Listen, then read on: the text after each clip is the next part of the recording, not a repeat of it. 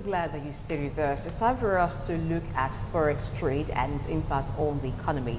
I have with me a Forex expert, Use Obimo. Thank you for coming on the show. A compliment of the season. Same to you. All right, let's look at Forex trade. Let's begin with the banks recording more income from foreign exchange.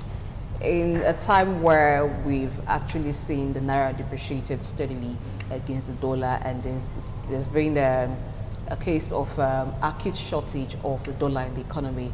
So what happened that the banks began to generate more income from Forex trade? You're a Forex expert.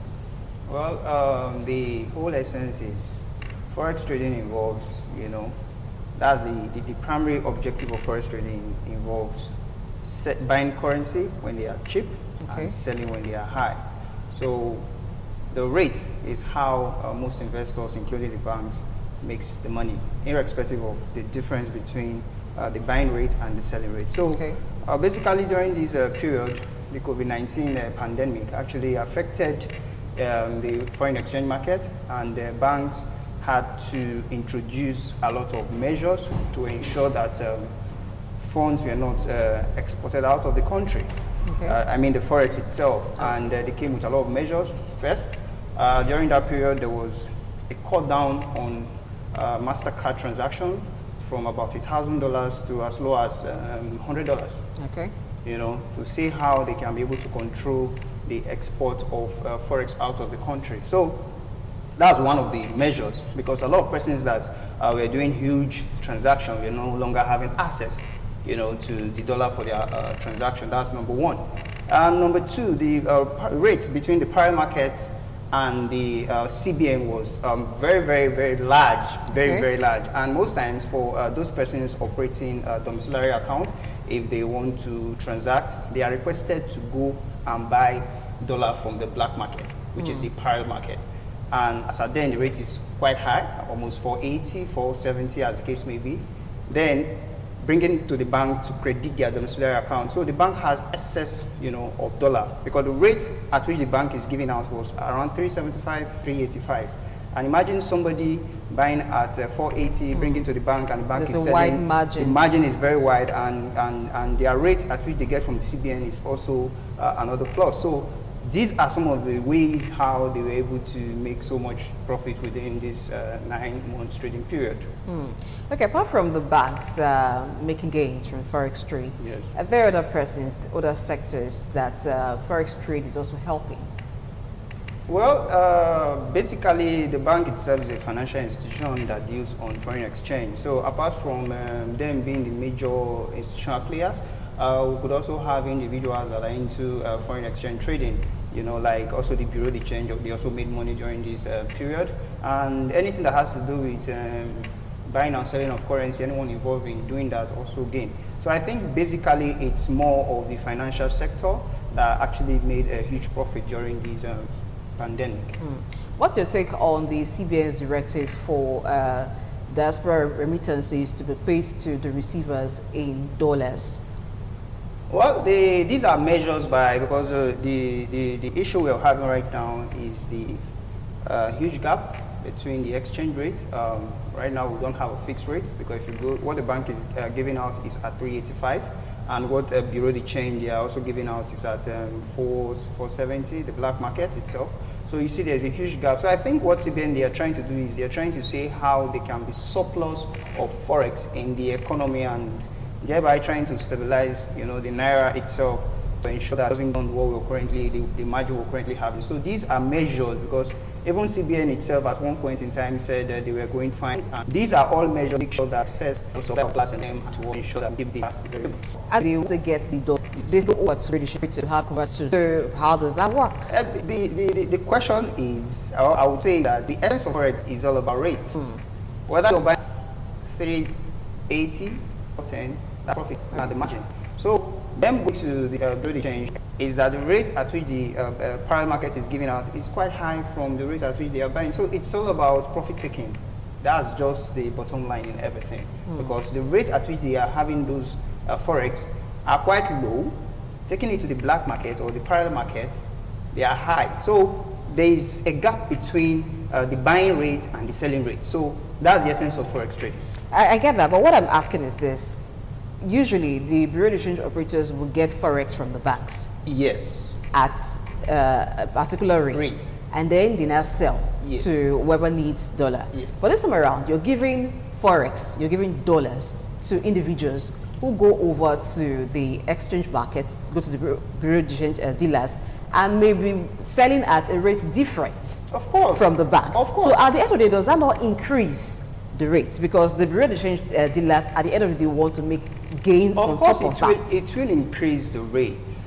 It's a question of demand and supply. Okay.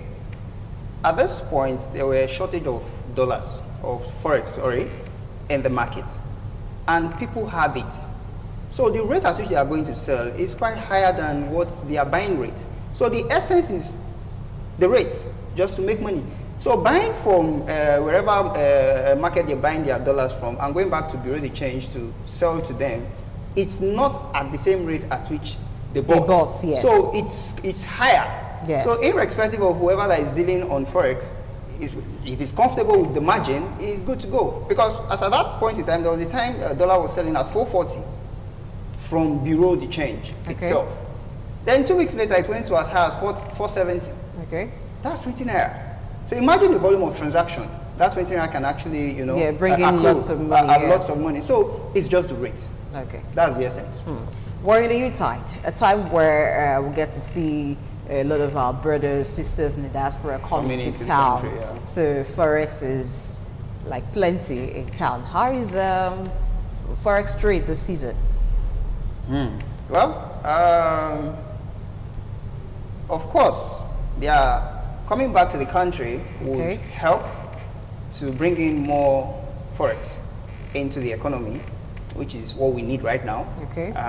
Because one of the main reasons why there was spike in price was because of excess shortage, and them coming in will introduce more Forex into the system and make it more available to persons that have needs for it. I think they are coming back into the country, of course, would also help to increase the availability of dollars in the system.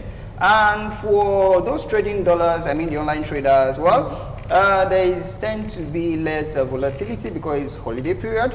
A lot of businesses are shutting down, they are going for the holiday, so they might not necessarily experience liquidity in the market. So it's more like, it's going to be like the market will be stalled. It will not be moving as usual because business activities are currently not going on, and a lot of businesses have shut down for the year till probably the new year where activities will be introduced.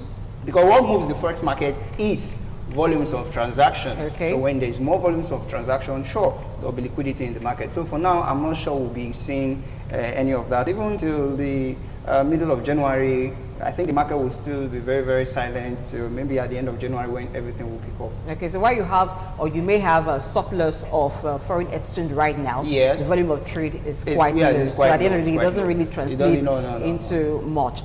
You mentioned that this may actually be the same situation until mid-January. But by the time business begins to pick up in maybe end of January, end of February, do you think that the surplus of Forex received now would have much impact? Actually, the scarcity of dollars or Forex is not really being attributed to travelers coming in or out of the country. There is a primary issue, which is the COVID-19 pandemic itself, which actually resulted to shortage of Forex in the system. Even the investor and the exporters windows were also shut down. There were a reduction in percentage to about 20%. Even the foreign portfolio investor itself, they shut down. So a lot of these things actually affected the economy, and even the drop in oil price also affected the economy. So I would say that what we are currently experiencing right now, the primary problem is the COVID-19 pandemic, which many countries are trying to see how they can, including Nigeria, they are trying to see how they can, get out of this. So I think basically after the festive period, we might still have some few challenges, probably returning back to the era of scarcity of the dollars. But with more economic plans coming into play by the CBN taking the bull by the horn and ensuring they bring some policy that would encourage influx of dollars in the system, then I think the economy will bounce back to its normal state. Okay, even you mentioned COVID-19. Yes. I'm sure you're aware that a lot of countries in Europe and some other parts of the world are already on a second nationwide lockdown. In UK, Yes. for instance, they even having more restrictions Yes. that will take them into the new year. Do you foresee a more difficult situation with the dollar scarcity if this lockdown gets far into the first half of the first quarter of 2021? Yeah, the second way we're talking about is, I think this has to do more with government policies, and we might still experience a little bit of that, but I think the first wave was an introduction, and many businesses were able to gather what I would call shock absorber for a second wave. So every businessman should learn from the first experience. So I think it might not be as bad as what we had, because it was an unforeseen circumstances that was, I would say, never recorded before. So the whole thing was just new to the system, shutting down a lot of businesses, and even international flights also were affected. But I think for the second wave, there will be caution and precaution this time, making sure that the economy does not go into a serious dip like what we experienced during the first wave. So it's all about the government in place making good policies to ensure we don't go back to what we experienced during the first wave. Okay, in making sure we don't go back to what we experienced, because we were dependent mainly on crude to bring in Forex for us. But right now, Africa is moving towards a single market economy. Now, if that comes through, do you see the need for the dollar becoming less? And how would that overall impact us? Well, I think to a large extent, it has to do with the economy, and our sole dependence on oil, it's not a good one. We should try as much as possible to see how we can explore other means to get Forex into the economy, such that that dependence on oil will be off the hook. So I think, yeah, it will, to a large extent, yeah, it will help to reduce the dependence on dollar itself. And would that be good for the Forex markets? The Forex market has always been there. If you take the dollar out, It's always there. would the gains still be as much? It's all about volume. Okay. It is the traders. The Forex market itself moves as a result of demand and supply. Okay. That's part of the reason why we had the exchange rate between the dollar and the naira went very high, was because of the fact that people needed this Forex, and it was not available. And you know what happens in law of economics? When the demand is higher than supply, it automatically jack price up. So if it's allowed to run, why not? It doesn't have anything to do with the exchange rate. It just has a lot to do with volumes of transaction, the need of that particular commodity at that time. If it's available, price will fall. But if it's scarce, price will go up. So that's simple arithmetic. Okay. Thank you very much, Mr. Obimo, for coming on the show today. Thank you very much. All right. We hope, as Africans, let's be patriotic, we hope that we have a single economy. Maybe that would do us more good and even strengthen the naira, because this time we will be exchanging against currencies in Africa as against the dollar. All right. So the next time we would have talking business this week as a whole will be on Christmas Day. I guess you're looking forward to that. It will be the Christmas special edition, so let me prepare your mind for that. And in the Christmas spirit, immediately after the show at 2 o'clock, we'll bring you a broadcast of the ITV Radio 9 Lessons and Carol that held yesterday. My name is Blessing Aichi. Enjoy your weekend.